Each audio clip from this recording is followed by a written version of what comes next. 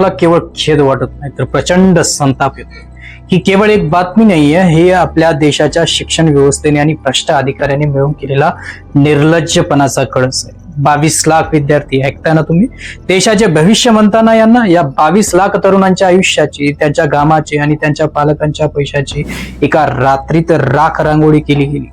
3 आणि 4 मेची रात्र देशभरातील मुले तणावाखाली झोपेतून उठून अभ्यास करत होती आणि त्याच वेळी काही शेकडो किलोमीटर दूर भ्रष्ट दलाल आणि निर्लज्ज अधिकारी एका हॉस्टेलमध्ये बसून या मुलांच्या भविष्याचा लिलाव करत होते.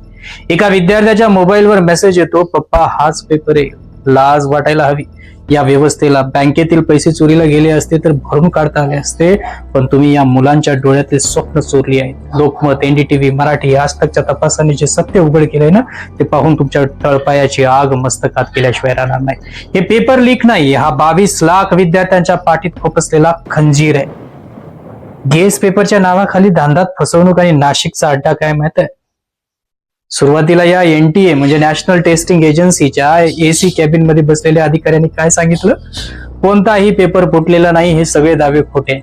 अरे धांदात खोटं बोलताय तुम्ही. जेव्हा पोलिसांच्या दाढी पडल्या तेव्हा गेस पेपर नावाची एक भयंकर घाण समोर आली. हा गेस पेपर नव्हता, हा तुमचा नारकर्तेपणाचा जिवंत पुरावा होता.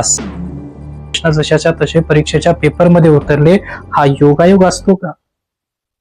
आणि या भ्रष्टाचाराची पाळमूळ कुठे सापडली तर महाराष्ट्रात नाशिकमध्ये. सरकारनामा आणि इतर स्थानिक मीडियामध्ये ओरडून ओरडून सांगितले. नाशिकच्या एका बंद खोलीत या पेपरची पहिली कॉपी तयार झाली. तिथेच सौदे झाले. कुणाच्या बापाचा माल आहे हा देश? एका बाजूला खेड्यापाड्यातली पोरं रात्रंदिवस एक करून मरमर अभ्यास करतायत आणि दुसरीकडे काही दलाल लाखो रुपयांच्या बंडलावर भविष्यातील डॉक्टरांच्या सीट विकतायत. एका व्हॉट्सअप फॉरवर्डने या देशाच्या गुणवत्तेची लायकी शून्य करून टाकली. हायटेक सुरक्षा आणि दिखावा की निव्वळ भंकमपणा? आणि ही एनटीए आम्हाला सुरक्षेचे धडे देणार म्हणे. आमची पोरं जी काही सुरक्षा पेंटागॉन पेक्षा भारी आहे. त्रिस्तरीय बायोमेट्रिक चेकिंग आहे, ट्रॅकिंग वाले ट्रक आणि परीक्षा केंद्रावर जॅमर्स. असे कसले जॅमर्स आणि कसले जीपीएस? सगळा निव्वळ बकवास आहे. सुरक्षा यंत्रणा जर इतकी अभेद्य होती तर पेपर बाहेर आलाच कसा? आकाशातून पडला की जमिनीतून वर आला?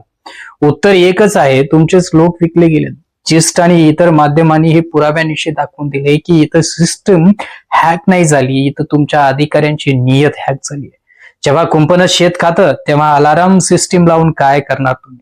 या संस्थात्मक अपयशाला जबाबदार कोण आहेत? हे निर्लज्ज अधिकारी मोकाट फिरतायत. त्यांना रस्त्यावर आणून जॉब विचारायला ची वेळ आली आहे.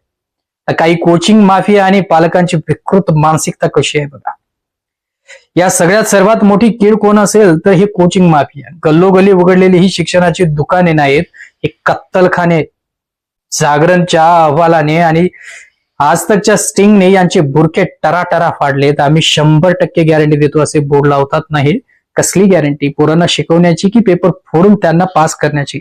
लाखो रुपये फी उकळतात आणि जेव्हा पोरांचे मार्क्स येत नाहीत तेव्हा ही माफिया पालकांना गाठतात. आणि इथं मला त्या पालकांची तितकीच चीड येते. काय विकृत मानसिकता आहे ही? तुमच्या मुलांच्या मेंदूत क्षमता नाहीये तर तुम्ही पैशांच्या जोरावर त्यांच्या अंगावर पांढरा कोट चढवणार? अरे लाज वाटायला हवी. कायदेशीर मार्गाने यश मिळत नाही म्हणून चोरांच्या हातात पैसे टेकवणारे हे पालकही तितकेच गुन्हेगार आहेत. याच लोकांमुळे आज खऱ्या हुशार मुलांवरती आत्महत्या करण्याची वेळ आली आहे. अश्रूची किंमत तुम्हाला काय मोजता येणार? तुम्ही फक्त आकडे मोजून मोकळे होत आहे. 22 लाख, पण त्या आकड्या मागचा आक्रोश ऐकलाय कधी? तो शेतकरी बाप ज्याने स्वतःची जमीन गहाण ठेवून पोराला पुण्यात, मुंबईत किंवा कोठामध्ये पाठवलं, त्याच्या डोळ्यातले अश्रू दिसतात का तुम्हाला? सलग 2-2 वर्ष दिवसाचे 18 तास एका 10x10च्या खोलीत कोडत बसणारा तो विद्यार्थी, जेव्हा त्याला कळतं ना की आपण ज्याच्यासाठी रक्त आठवलो तो पेपर आदल्या रात्रीच काही श्रीमंत बापाच्या नालायक पोरांच्या मोबाईलवर पोहोचला होता, तेव्हा त्याच्या डोक्यात काय विचार येत असते? एनडीटीव्ही मराठीने जेव्हा या मुलांशी संवाद साधला तेव्हा त्यांचा संताप पाहण्यासारखा होता.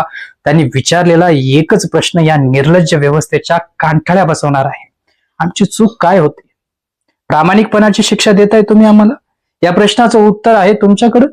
नाहीये ना? भीक नकोय, न्याय हवाय. आता म्हणे प्रकरण सीबीआय कडे दिले. राजस्थान, बिहार, महाराष्ट्र सगळीकडे दाढी पडतायत. अटक सत्र सुरू आहे. पण मला सांगा, 2-4 एजंट्स आणि अधिकाऱ्यांना हात टाकून या प्रश्न सुटतील का? परीक्षा गुन्हा घ्यायला तुम्ही पण जो विश्वास तुम्ही पायदळी तुडवलाय तो परत कसा आणणार? ज्या व्यवस्थेत गुणवत्तेपेक्षा पैशाच्या बंडलावर डॉक्टर होता येतं, उद्या तेच विकतचे डॉक्टर तुमच्या आणि माझ्या जीवाशी खेळतील. आता नुसती चौकशी नकोय, या सडलेल्या व्यवस्थेवर सर्जिकल स्ट्राईक हवाय. जोपर्यंत या दलालांना, भ्रष्ट अधिकाऱ्यांना आणि या पेपरफुटीच्या मास्टर माइंड्सना भर चौकात उभं करून कठोर शिक्षा होत नाही, तोपर्यंत हा देश या तरुणांच्या डोळ्यात डोळे घालून पाहण्याच्या लायकीचा नाहीये. हा अन्याय आपण मुकाट्याने सहन करणार असू तर उद्या रडण्याचा आपल्याला कोणताही अधिकार नाही. संताप व्यक्त करा, जॉब विचारा, कारण हे तुमच्या मुलांच्या भविष्याचं मरण आहे. मी निरोप घेतो, पण हा संताप शांत होऊ देऊ नका. ह्या व्हिडिओला जितकं होईल तेवढं या ठिकाणून तुम्ही शेअर करा.